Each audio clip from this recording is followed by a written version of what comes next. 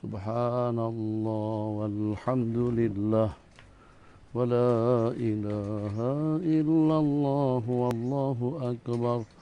Subhanallah walhamdulillah wa la ilaha illallah wallahu akbar. Subhanallah walhamdulillah wa la ilaha illallah wallahu akbar.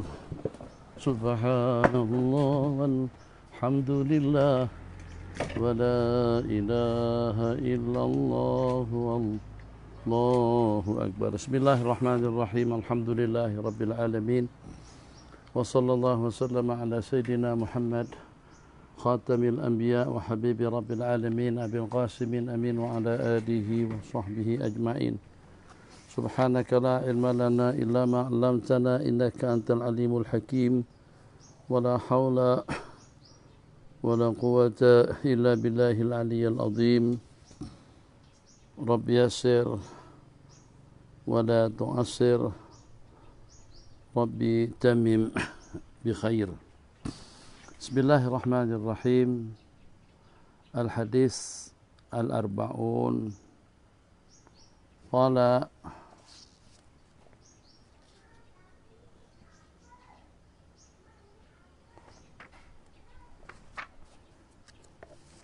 al-muallif rahimahullahu ta'ala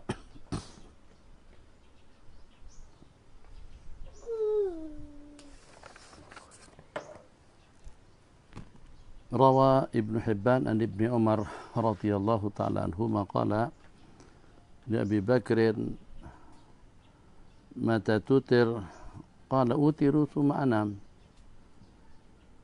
wa sa'ala Umar mata tutir qala anamu thumma aqumu fa utir qala fa 'ala al-qawi akhadhta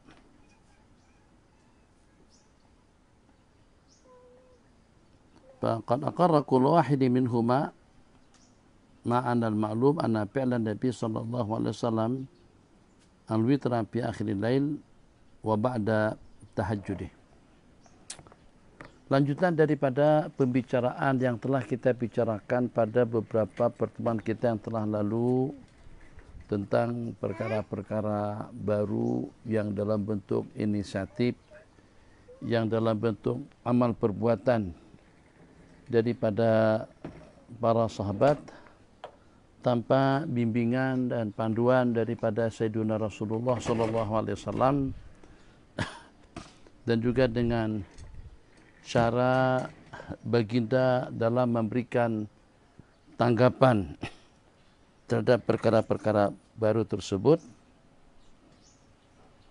yang itulah merupakan satu panduan dan bimbingan kepada kita pada tiap kali kita dihadapkan dengan satu perkara baru yang dengan secara kesimpulannya menolak kalau pada waktu bercanggah dan bertentangan dengan syara, menerima dan juga menyanjung dan memuji, berlapang dada pada masa yang sama dengan senang hati pada saat ketika dengan perkara baru tersebut suatu perkara yang tidak bercanggah dengan hukum, tidak bertentangan dengan prinsip. Pertanyaan ditanyakan kepada dua orang sahabat. Pertanyaan pertama kepada Sayyidina Abi Bakr As-Siddiq radhiyallahu ta'ala anhu. Pertanyaan kedua ditanyakan kepada Sayyidina Umar bin Khattab radhiyallahu ta'ala anhu. Tapi kita tanya kepada Sayyidina Abu Bakar, mata tutir, bila Anda melaksanakan salat witir? Jadi dengan jawabannya daripada Sayyidina Abi Bakr As-Siddiq radhiyallahu ta'ala anhu, utiru summa anam. Aku berwitir terlebih dahulu, kemudian aku baru tidur. Sementara dengan Sayyidina Umar ibn Khattab radhiyallahu ta'ala anhu, Nabi juga bertanya dengan pertanyaan yang sama, mata tutir, kata beliau, saya tidur terlebih dahulu, kemudian bangkit, dan kemudian baru melaksanakan salat witir. Anamu summa akum, bangkit untuk melaksanakan salat witir. Kenyataan yang beliau sebutkan di sini, kalau dengan panduan dan bimbingan daripada Sayyidina Rasulullah sallallahu alaihi wasallam, Nabi kita melaksanakan salat witir Nabi kita melaksanakan salat witir itu adalah pada akhir tahajud beliau. Nabi kita melaksanakan salat witir pada akhir tahajud. Baik dengan witiran, baik dengan tahajud yang terdiri daripada 6 rakaat, 8 rakaat, atau juga 10 rakaat, itu akan diakhiri dengan salat witir 3 rakaat. Atau salat malam yang Nabi kita laksanakan totalnya 11 rakaat ke 13 rakaat. Gabungan antara tahajud dan juga dengan salat witir. Masing-masing daripada dua orang sahabat tadi itu punya inisiatif. Yang satu witiran sebelum tidur, dan yang kedua berwitir setelah tidur. Tidur, bangun, witir. Kalau Nabi kita tidur, kemudian tahajud, baru Nabi kita melaksanakan salat witir. Dengan yang pertama Nabi kita bersabda, bil hazmi akhadta, dengan yang lebih berwaspada, dengan yang lebih berhati-hati Anda lakukan, atau Anda mengambil yang lebih ihtiyat, yang lebih berwaspada. Dan kepada Sayyidina Umar, qala alal qawi akhadta, dengan cara yang lebih kuat atau dengan cara yang lebih berat yang Anda lakukan. Nabi kita komen positif kepada kedua-duanya. Yang pertama itu lebih aman dan selamat. Takut kalau kita tidur dulu kita akan ketiduran, takut kalau tidak terjaga. Sementara dengan Sayyidina Umar itu mengambil dengan cara yang lebih berat. Tentu besar kecilnya ganjaran pahala yang diberikan kepada kita bergantung pada besar kecilnya, berat dan tidaknya perbuatan yang kita lakukan. Bismillahirrahmanirrahim. Hadis yang ke-41 riwayat daripada Imam Ahmad, Abi Daud Ad-Daraqutni, dan juga secara ta'liq diriwayatkan oleh Imam Bukhari, Imam Ibn Hibban, Al-Hakim, daripada Sayyidina Amr ibn al-As radhiyallahu ta'ala anhu annahu lamma bu'itsa fi ghazwati Dzati Salasil, pada masa beliau diberangkatkan pada peperangan Dzati Salasil, qala talamtu fi lailatin baridatin syadidatil bardi, pada malam hari itu di dalam peperangan aku termimpi di malam hari yang terlampau sejuk sungguh, maka aku pun risau terhadap diriku, kalau aku mandi aku akan binasa. Fatayamamtu summa salatu bi ashabi salat subuh, maka aku pun bertayamum pada malam hari itu, bertayamum dalam keadaan ada air. Kemudian aku salat mengimami para sahabat-sahabatku, mengimami mereka dalam salat subuh. Falamma qadimna ala Rasulillah sallallahu alaihi wasallam, setelah kami kembali ke Madinah, setelah kami berjumpa dengan baginda Rasulullah sallallahu alaihi wasallam, dzakarulahu dzalik, mereka sebutkan tentang perkara itu. Nabi kita panggil Sayyidina Amr, ya Amr, kamu salat mengimami sahabat-sahabatmu anta junubun, sementara kamu dalam keadaan junub. Nah, ini kan ini macam seperti istifham ingkari. Kau salat mengimami mereka pada saat kamu dalam keadaan junub. Kamu salat mengimami mereka sewaktu kamu dalam keadaan janabah. Sina Amr ibn al-As tidak tinggal senyap. Jadi kata beliau, ya Rasulullah, saya teringat firman Allah yang berbunyi, wala tulqu biaidikum wala taqtulu anfusakum innallaha kana bikum rahima. Janganlah sekali-kali kau membunuh diri kamu, sesungguhnya Allah Maha Pengasih kepada kalian. Innallaha kana bikum rahima. Wala taqtulu anfusakum innallaha kana bikum rahima. Maka aku pun tayamum, kemudian salat. Apa yang berlaku dengan baginda setelah dengan statement seperti itu daripada Sayyidina Amr? Qala fadhahika Rasulullah sallallahu alaihi wasallam wa lam yaqul syai'an. Tak ada sepatah kata lagi yang Nabi kita ucapkan. Kenapa Nabi kita tidak protes? Padahal kalau kita tengok daripada permulaan tadi itu jelas-jelas betul Nabi kita ingkar. Nabi kita ingkar, istifham ingkari kalau dalam bahasa Arabnya, pertanyaan yang memprotes atau pertanyaan yang ingkar kepada Sayyidina Amr, macam mana kamu menjadi imam subuh sedangkan kamu dalam keadaan janabah? Macam mana kamu bertayamum sedangkan di sana ada air? Nah, jadi di sini kalau kita perhatikan, satu, melakukan tayamum pada saat ketika di tempat ada air. Kemudian yang kedua, bukannya sekedar bertayamum tapi menjadi imam kepada para sahabat. Jadi kalaulah dibolehkan kita bertayamum, asbab yang membolehkannya itu adalah faqdul ma, pada saat ketiadaan air. Yang pada saat ketika itu air ada tapi cuaca terlampau sejuk. Rasa tidak mampu kalau belum mandi dengan suasana sejuk pada malam itu untuk mandi janabah. Maka dengan beliau pun beristihad. Istihad daripada Sayyidina Amr ibn al-As radhiyallahu ta'ala anhu dengan panduan firman Allah yang berbunyi wala taqtulu anfusakum innallaha kana bikum rahima. Janganlah kalian membunuh diri-diri kalian, sesungguhnya Allah Maha Pengasih kepada kalian semuanya. Maka dengan istidlal tadi itu, dengan berpanduan kepada ayat yang dengan perbuatan tadi itu berdasarkan kepada ijtihad, maka berdasarkan kepada ijtihad, meminum, berdasarkan kepada ijtihad, dan pada masa yang sama kondisi, situasi, suasana dan keadaan pun juga sangat bersesuaian dengan langkah yang beliau lakukan. Langkah yang beliau lakukan, beliau bertayamum. Kenapa? Karena takut kalau binasa. Allah tidak benarkan dengan kita mencampakkan diri kita pada lembah kebinasan.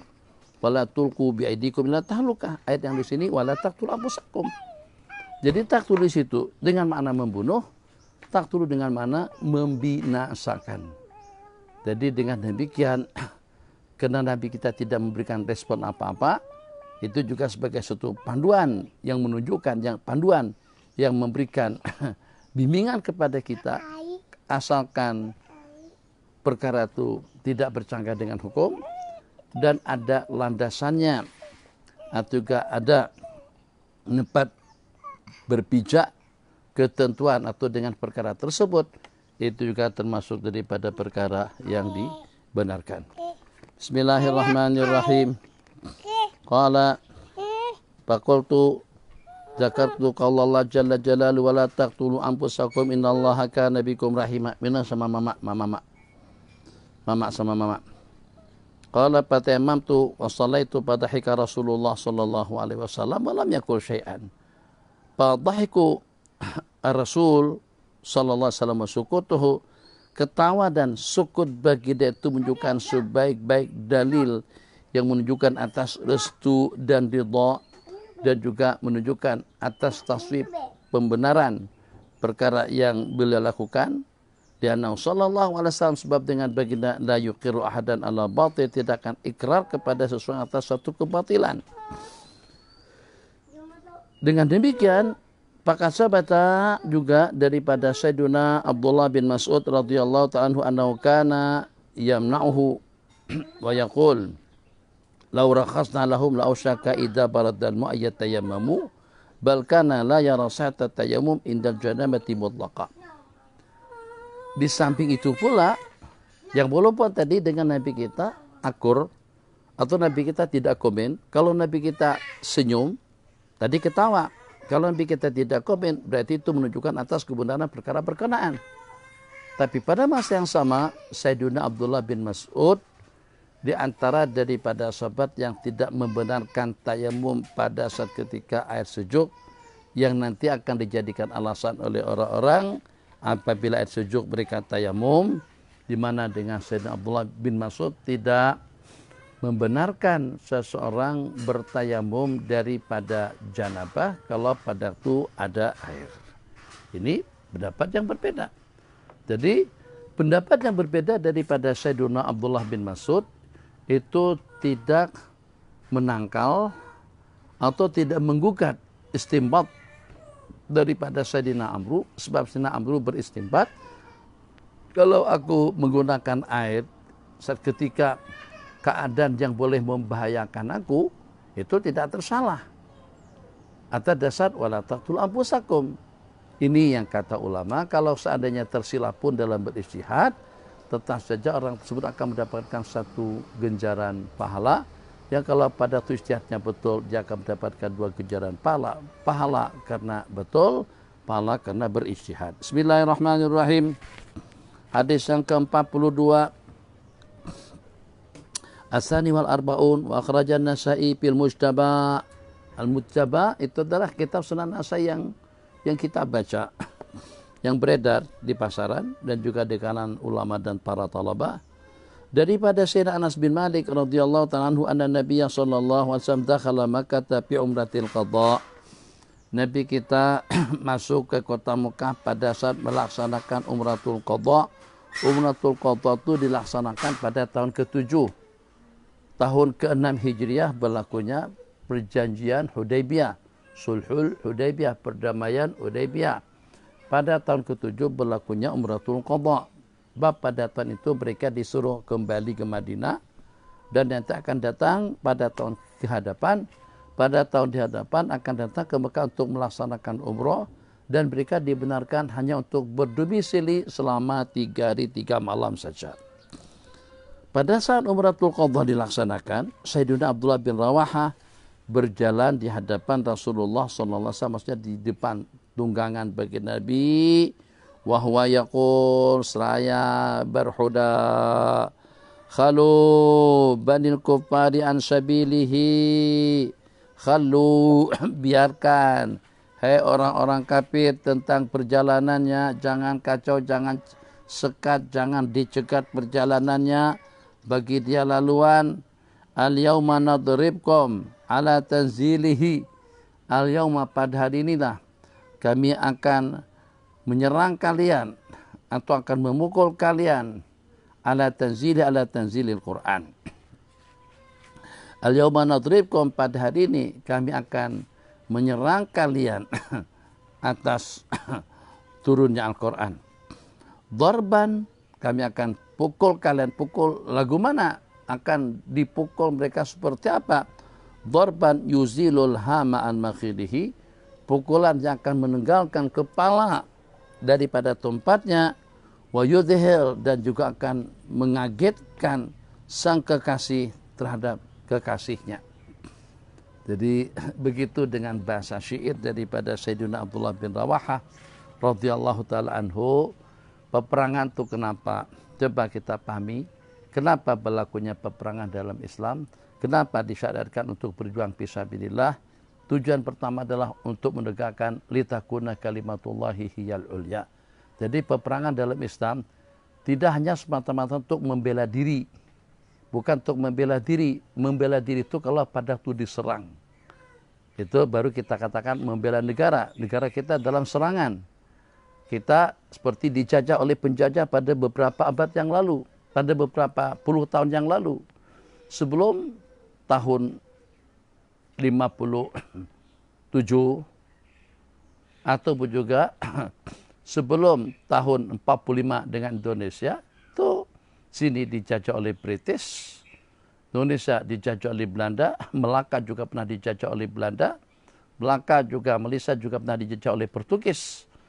Di mana dengan Eropa pada saat ketika itu, dalam Perang Dunia Pertama dan Kedua, mereka sudah mengagi-agikan negara kita ASEAN, atau Nusantara, ini kamu, ini kami, ini siapa, yang jadi jajahan British, yang jadi jajahan Belanda, yang jadi jajahan Portugis. Begitu juga dengan Timur Tengah, yang jadi jajahannya Itali, seperti Libya, yang jadi jajahannya Prancis, seperti Mesir. Begitulah dengan negara-negara lainnya. Jadi kalau kita perhatikan, kenapa sampai Nabi kita diperintahkan untuk berjuang fisabilillah?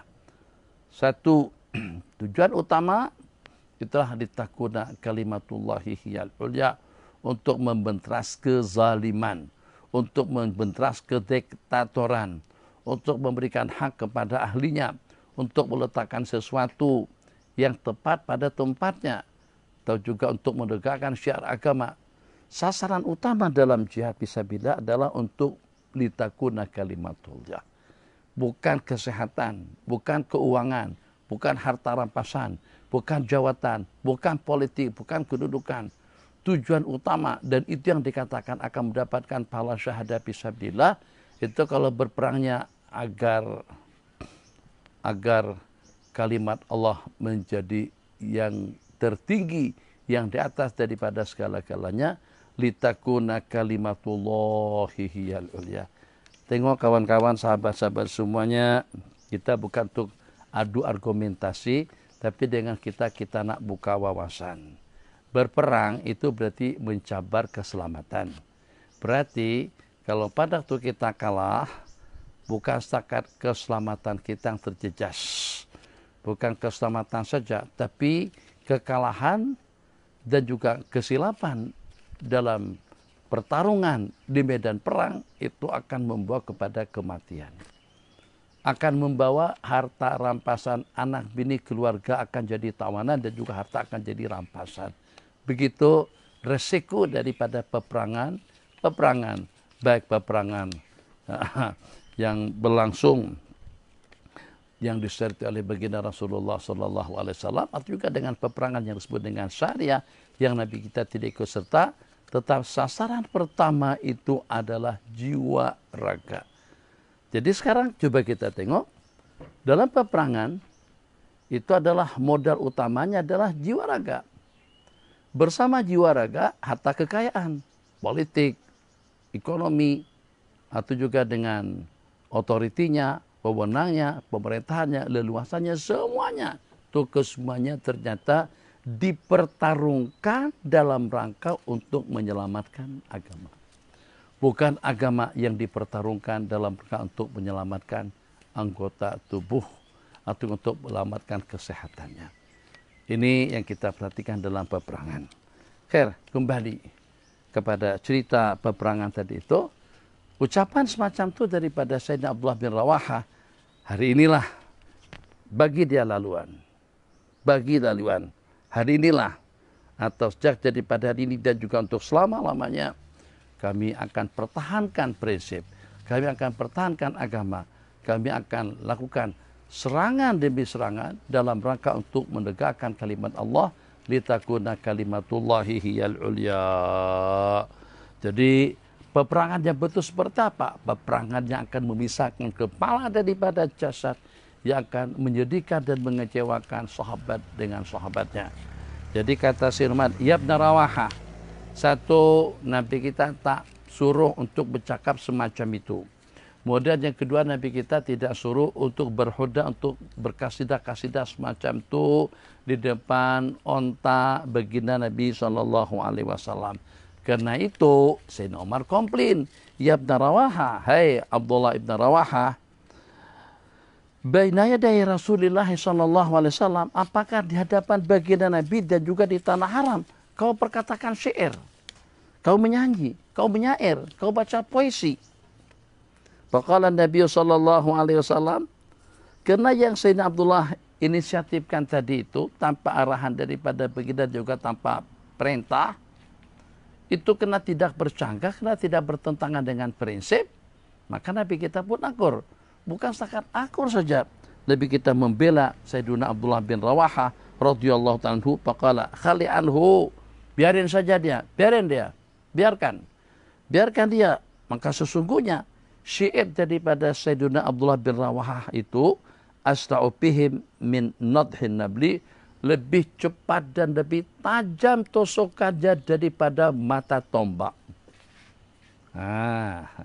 Jadi Nabi kita juga bagi panduan kepada kita di atas satu perkara baru, jangan langsung protes, akan tetapi kita lihat pertama kenapa, kemudian yang kedua apakah bercanggah juga bertentangan dengan satu ketentuan hukum juga dengan prinsip.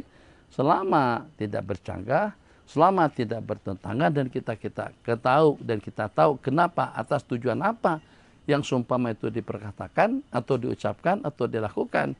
Kalau mempunyai tujuan yang baik dengan tujuan yang positif, maka tidak ada mubarrir, tidak ada alasan untuk dikatakan bid'ah atau dikatakan bercanggah dengan hukum. Qala bin Hayati dalam kitab An-Nihayah,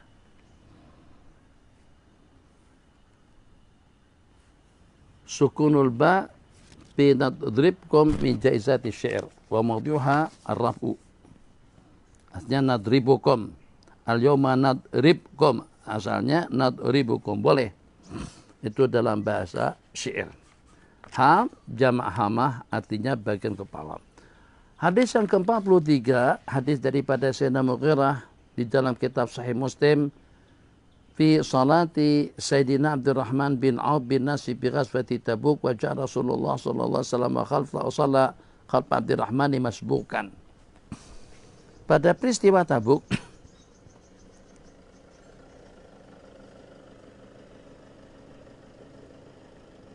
Sayyidina Rasulullah sallallahu alaihi wasallam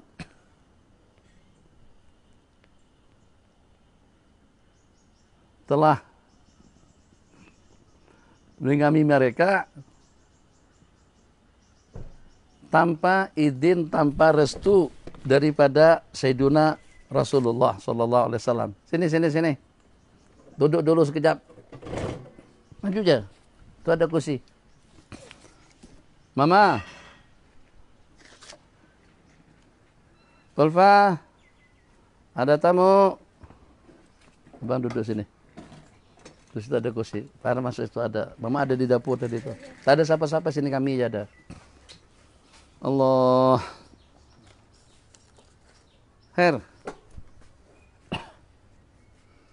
Jadi kalau tidak silap ingatan Abi, waktu salat zuhur sudah tiba. Tapi ternyata Nabi kita masih belum datang. Peristiwa Tabuk adalah merupakan peristiwa atau peperangan yang terakhir, itu berlangsungnya pada tahun yang ke-10. Setelah Nabi kita kembali daripada Hajatul Wada'. Khair. Maka pada saat ketika itu ada di antara daripada sahabat yastasmih, minta kebenaran kepada Sayyidina Abdurrahman bin Auf, atau juga mencadangkan kepada Sayyidina Abdurrahman untuk menjadi imam. Berkenankankah untuk aku mengumandangkan adzan dan qomat, dan Sayyidina Abdurrahman akan tampil menjadi imam. Ini Nabi kita tidak tinggalkan pesan, kalau nanti aku terlambat balik, maka dengan kalian ya buatlah satu sikap bijak. Jadi kalau pada waktu aku terlambat datangkah, atau pada saat ketika waktu sudah larut, atau tak ada pesan-pesan seperti itu daripada Sayyidina Rasulullah sallallahu alaihi wasallam. Yang secara pastinya kita dianjurkan untuk melaksanakan salat pada awal waktu, satu. Kemudian yang kedua, itulah merupakan sebaik-baik amalan, as-salatu fi awwali waqtiha, dua. Yang ketiga, asalkan dengan kita diimami oleh orang yang layak untuk menjadi imam, maka tidak ada alasan dengan kita untuk menangguh-nangguhkan salat daripada permulaan waktu. Mungkin saja dikatakan seperti ini, kenapa dengan kita membelakangi baginda Nabi? Kita tidak mendapatkan mandat, kita tidak mendapatkan izin daripada Sayyidina Rasulullah SAW. Macam mana dengan kalian berinisiatif untuk melakukan suatu perkara itu?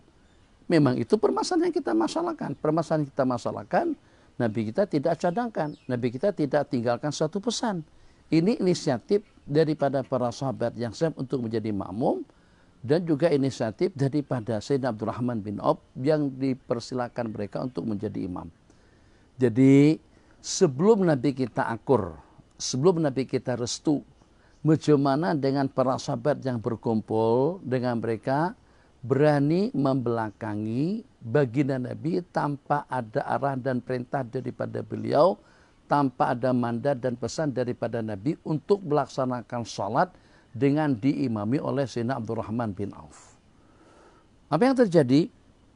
Setelah Sayyidina Abdurrahman takbir, tak lama kemudian Nabi kita datang. Terus Nabi kita pun ikut bermakmum kepada Sayyidina Abdurrahman. Qala masbukan birak'atin. Nabi kita ketinggalan satu rakaat. Wa dzakara khaufan nasi min dzalika wa qaula Rasul sallallahu alaihi wasallam ba'da ma atamma raka'ah, di mana dengan Sayyidina Al-Mughirah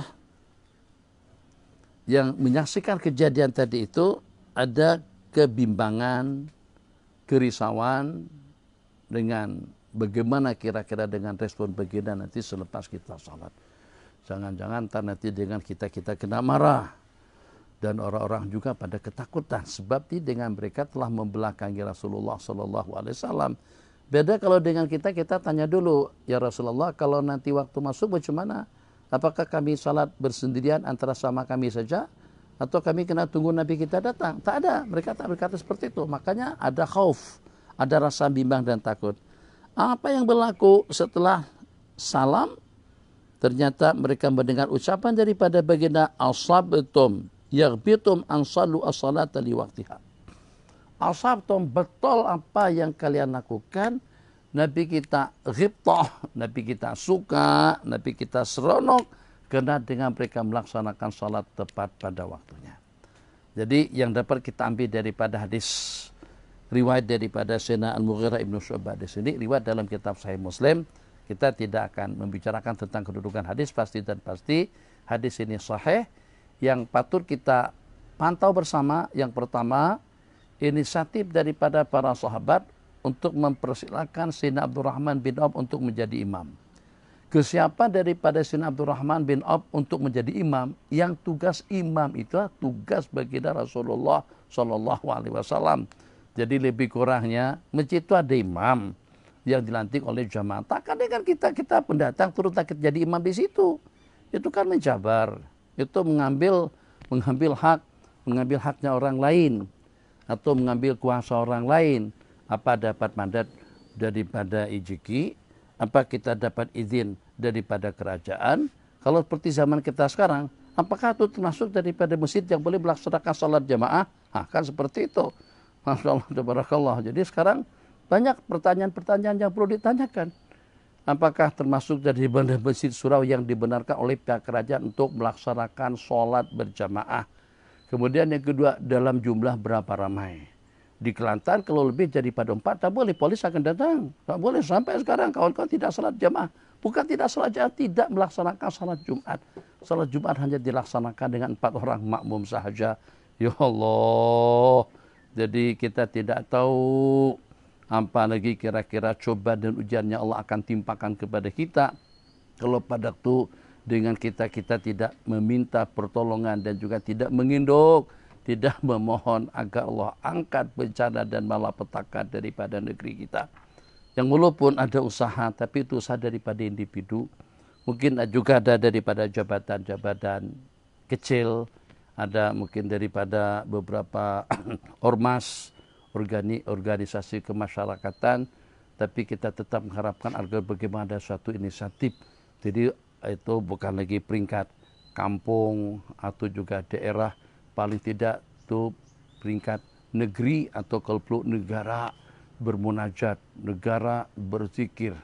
Bukan berzikir 2 orang di masjid, 3 orang, dah yang lain takat jadi penonton saja, bukan macam itu. Jadi berkumpul, oke lah. Jadi tadi Ustaz Muhammad tapi kan sebut-sebut, tapi kata seperti di Salam tuh 3 buah masjid yang terbesar, 1 masjid wilayah persekutuan, tuh muatannya dalam 30 sab. Satu sabnya saja mungkin dalam 150-an, 150 kali dalam 30 sab itu sudah hampir dalam 5 ribuan. Kemudian masjid Salam dikata muatan dalam 5 ribuan. Masjid negeri mungkin dalam 10 ribuan.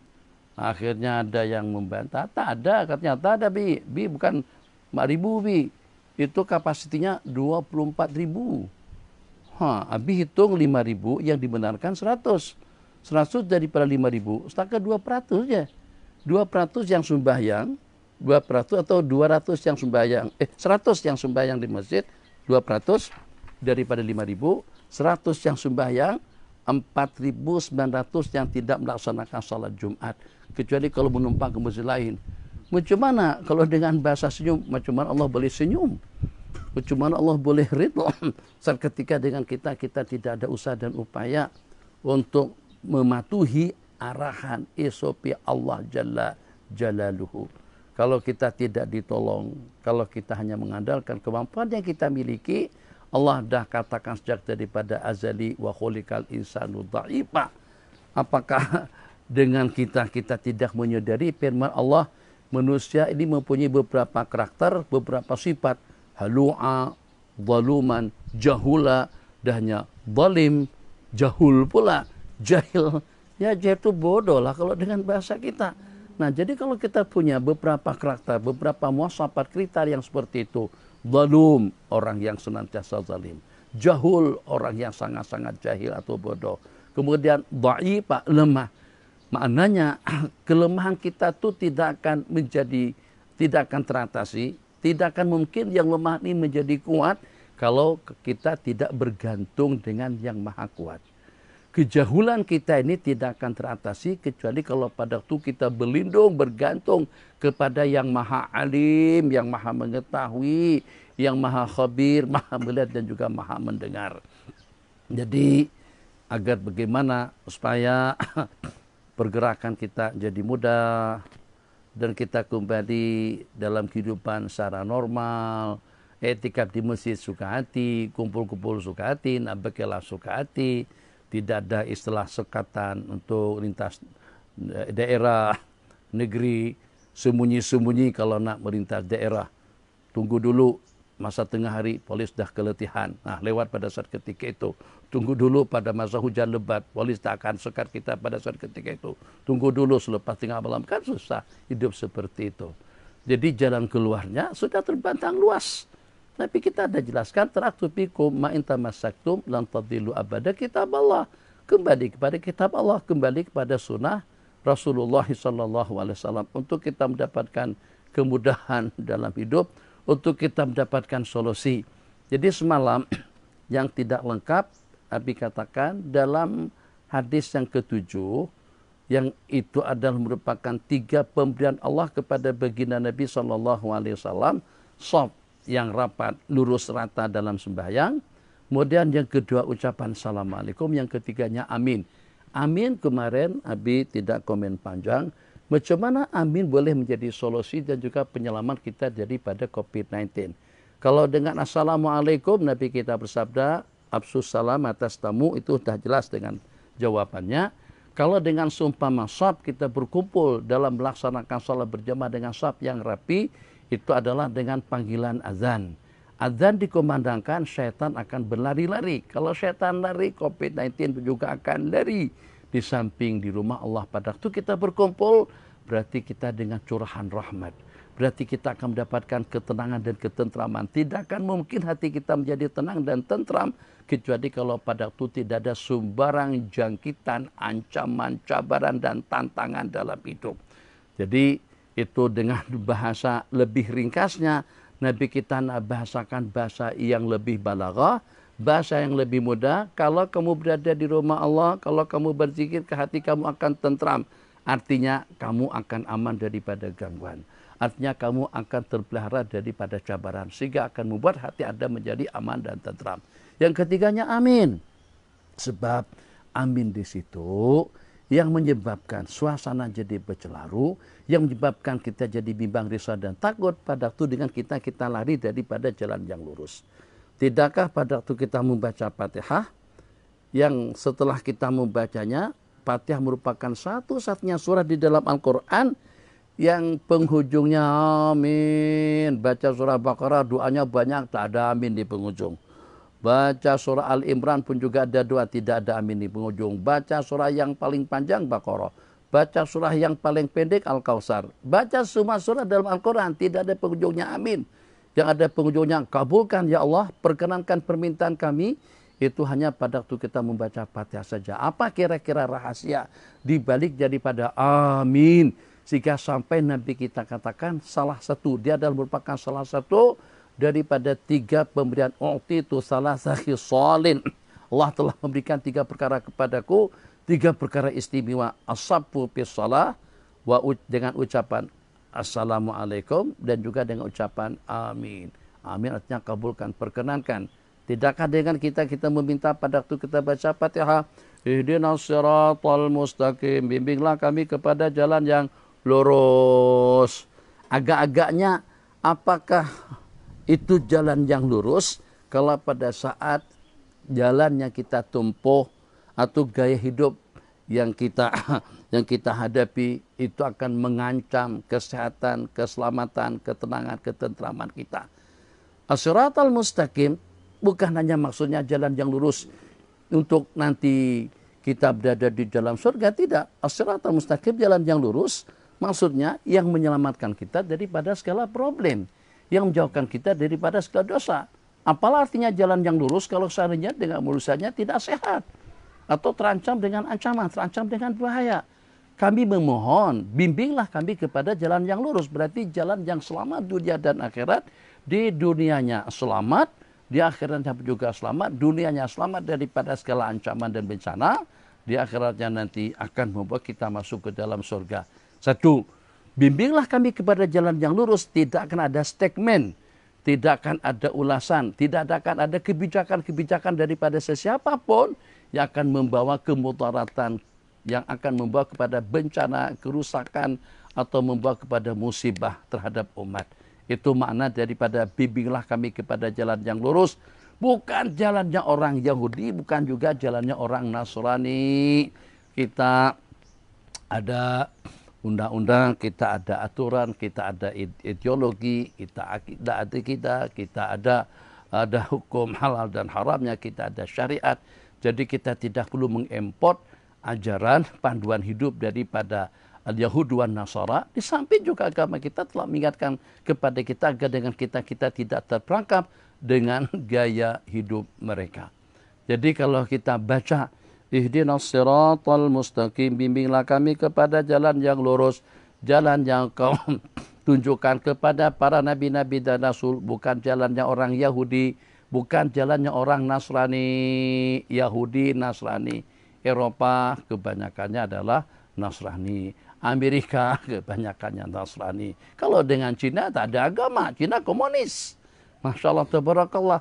Yang ada pedoman kitab yang diturunkan kepada mereka. Ada nabi dan rasul yang diutus. Nabiullah Musa dengan Yahudinya.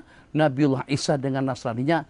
Kepada agama yang ada kitab diturunkan kepada mereka. Dan juga ada nabi yang diutus. Itu pun dengan kita disuruh untuk menjauh. Jauhkanlah kita daripada jalan, daripada gaya hidup, daripada cadangan. Daripada mereka, yaitu Yahudi dan Nasrani. Bagaimana kira-kira kalau dengan seumpama komunis? Bagaimana kira-kira kalau dengan umat yang tidak beragama? Kembali, jadi bimbinglah kami kepada jalan yang lurus. Amin, kabulkan. Dengan serentak kita mengaminkan Fatihah daripada imam tadi itu. Itu kalau Allah kabulkan permintaan kita memang betul-betul fatwa daripada yang berfatwa, pandangan daripada yang berpandangan, kebijakan daripada yang mengambil kebijakan, yang memerintah dengan kebijakannya, mufti dengan fatwanya, ulama dengan nasihatnya, dan juga lapisan masyarakat tidak terkecuali akan senantiasa selalu kita berada di bawah bimbingan, taufik hidayah, dan juga berada di bawah naungan inayah daripada Allah Subhanahu wa taala. Itu makna amin, kabulkanlah ya Allah. Asabtum. Nabi kita kata betul apa yang kalian lakukan. Kenapa Nabi kita katakan betul? Yang walaupun itu satu inisiatif daripada mereka, sebab kejadian yang terjadi ini diantara daripada hikmahnya untuk Nabi kita memberikan suatu pengajaran kepada kita. Jangan suka membid'ah-bid'ahkan orang atas suatu perkara baru. Jangan suka menyesatkan orang-orang atas suatu perkara yang Nabi kita tidak anjurkan. Coba ikut cara aku dalam memanage atau juga dalam menganalisa, dalam mengamati, dalam memberikan tanggapan atas segala perkara baru. Sayyidina Abdurrahman disuruh mereka untuk jadi imam, Nabi kita tidak bagi mandat. Mereka juga memerintahkan kepada Sayyidina Abdurrahman untuk jadi imam, mereka juga tidak mendapatkan izin daripada Rasulullah. Ternyata dengan bagi Nabi mengatakan asabta. Jadi kita tidak hanya mengambil hukum daripada asabta, tapi kita mengambil hukum daripada tindakan para sahabat semuanya melakukan suatu perkara baru. Kalau perkara baru itu bercanggah, tentu Nabi kita tidak akan tinggal senyap. Nabi kita bersabda, asabtum yaghbituhum an sallu as-salata li waqtiha. Nabi kita seronok karena mereka melaksanakan salat tepat pada waktunya. Qala riwayat daripada Imam Malik di dalam Muwatta, wa fihi falamma qada salatahu. Nabi kita masbuk. Coba bayangin. Kita kadang-kadang kalau pada waktu ada orang ambil tempat kita pun kita ada tersinggung. Apalagi nih pendatang asing, tak ada permit, tak ada izin apa-apa, terus nak jadi imam satu atau jadi imam di masjid negara, tak dapat mandat daripada sesiapapun, siapa yang tidak terasa atau siapa yang tidak marah. Yang ini bukan setakat itu, buat Nabi kita jadi masbuk. Kalau Nabi kita masbuk, maknanya jarak waktu itu tak lama mana. Tunggulah sekejap, balik dalam 3 apa 5 menit Nabi kita dah sampai. Tapi tetap saja dengan mereka berinisiatif yang seperti itu. Dan Nabi kita pun juga akur. Itu menunjukkan kepada kita. Bukan setakat boleh dengan kita melaksanakan sholat tepat pada waktu yang walaupun dengan membelakangi imam masjid. Tapi justru dengan kita mendapatkan panduan baru daripada Rasulullah. Cara menanggulangi masalah baru yang tidak bercanggah dengan prinsip. Insyaallah kita berhenti pada hadis yang ke-44, al-hadis ar-rabi wal-arba'un, riwayat daripada Imam Bukhari di dalam kitab sahih beliau daripada Sayyidina Sahal ibn Sa'ad as-Sa'idi radhiyallahu ta'ala anhu, anna Rasulullah sallallahu alaihi wasallam zahaba ila Bani Amr ibn Auf liyusliha bainahum. Nabi kita pergi ke perkampungan Bani Amr ibni Auf liyusliha bainahum, pahanat dan tiba waktu salat, faja'al muadzinu ila Abi Bakrin, datang muadzin. Kalau tadi itu inisiatif daripada orang ramai kepada Sayyidina Abdurrahman. Yang di sini Tuk Bilal, Sayyidina Bilal bin Rabah datang menjumpai Sayyidina Abu Bakar, apakah siap untuk menjadi imam atau salili nasi? Pak Okimo, apakah siap Tuhan untuk menjadi imam? Terus saya akan kumandangkan Komar, kata Sayyidina Abu Bakar. Iya. Maka Sayyidina Abu Bakar pun tampil menjadi imam. Tak lama kemudian Nabi kita datang. Wa nasu fi salati. Mereka lagi sedang sembahyang bermakmum kepada Sayyidina Abu Bakar. Faqala sahata waqafa fi safi. Nabi kita ke depan. Asal daripada khulusah sampai ke barisan saf.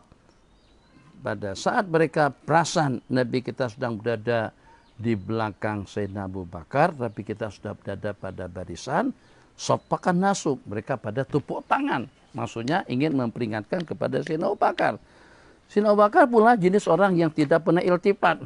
Kalau kita bunyi kereta datang pun kita, ya kalau tidak menoleh pun kita lirik dengan mata lah. Siapa yang datang? Sehingga kita cam.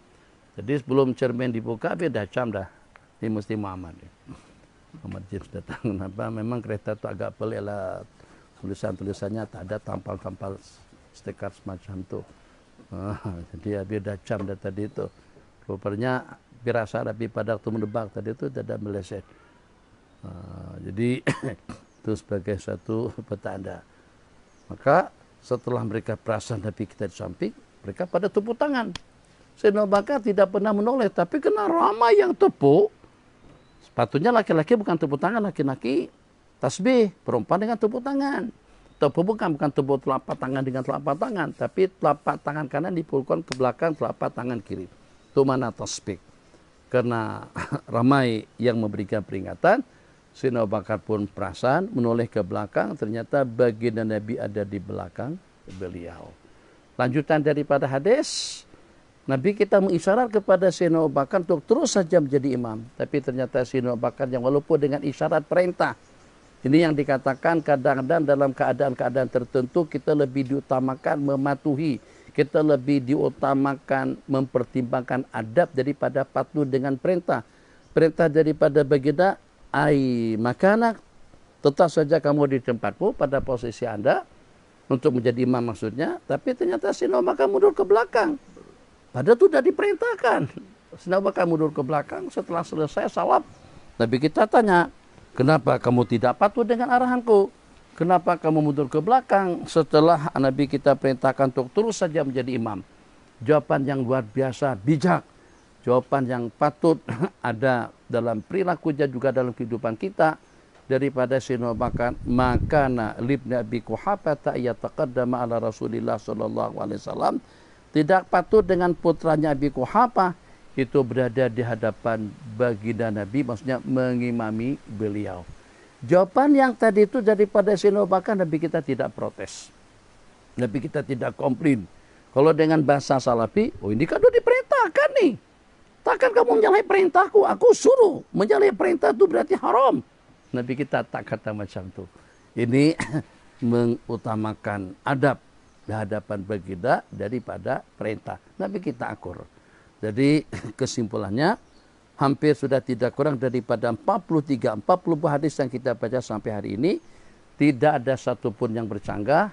Yang satu persatu dapat kita simpulkan Nabi kita akan angkut atas satu inisiatif baru, atas satu amalan baru, bacaan yang tidak pernah Nabi kita ajarkan, asalkan tidak bercanggah, tidak keluar daripada jalur hukum. Tapi kalau pada waktu bercanggah dan bertentangan, Nabi kita akan komplain dan juga Nabi kita akan memprotes atau Nabi kita akan mencegahnya. Begitulah panduan yang patut kita ikuti kepada kawan-kawan salafi, khususnya kawan-kawan tafakur di mana saja Anda berada. Kalau seandainya pada suatu saat mungkin ada kawan-kawan balik daripada Timur Tengah, ada kawan-kawan balik daripada mana saja, ternyata selepas sholat kasidahan. Nah, itu Abi perhatikan di masjid wilayah persekutuan dalam beberapa kali ada sholat di situ. Beberapa kali sholat di situ, kalau tidak salah pada tahun 2013. Lama ada. Kenapa 2013? Pada masa itu live dengan TV Hijrah tahun 2013. Jadi masjid wilayah dekat dengan TV Hijrah. Jadi kita tak terlalu jauh, mereka bagi banglu di kawasan sana. Jadi kita sholat Isya, Tarawih di masjid wilayah. Jadi situ ada 2 orang imam daripada sida. Lepas sholat Tarawih berkasidah. Mereka suara memang merdu. Alhamdulillah, Masya Allah, Tabarakallah. Nah itu bagaimana tuh? Oh, ini tak pernah nih Nabi kita buat macam nih. Sahabat-sahabat ada orang kasidah-kasidah setelah sholat tarawih. Bukan setakat kasidah-kasidahan saja. Jamaah 30 hari pada malam bulan Ramadan pun Nabi kita tidak pernah lakukan. Nabi kita melaksanakan sholat tarawih secara berjamaah hanya pada 2 malam yang pertama saja. Imam 1 orang untuk semuanya pun juga itu tidak pernah berlaku. Nabi kita hanya mentarghib, mengajak orang untuk melaksanakan salat di bulan Ramadan, tapi tidak mengajak mereka salat secara berjamaah. Jadi apa masalah? Nih dah 23 rakaat, syukur, hibur lah ya. Beberapa saf belakang, 30 saf penobang, cari tempat parking pun tak ada. Malam pertama, kedua, ketiga dan selanjutnya. Ya Allah, jangankan untuk dapat saf yang pertama. Kalau kita boleh dapat tempat di belakang pun itu sudah syukur, Alhamdulillah. Tapi yang 30 saf tadi itu semuanya bubar, semuanya buyar, semuanya berembus, semuanya bercabut. Bila selepas 4 kali salam, Assalamualaikum warahmatullahi wabarakatuh. Tadi, Masya Allah, Tabarakallah. Hilang gema amin tadi itu selepas 4 kali salam. Tinggal dalam 4 saf saja lagi. Jadi pada 34 saf, masjid wilayah persekutuan. Kenapa? Karena banyak yang tersekutukan dengan kita sedang urusan bisnis.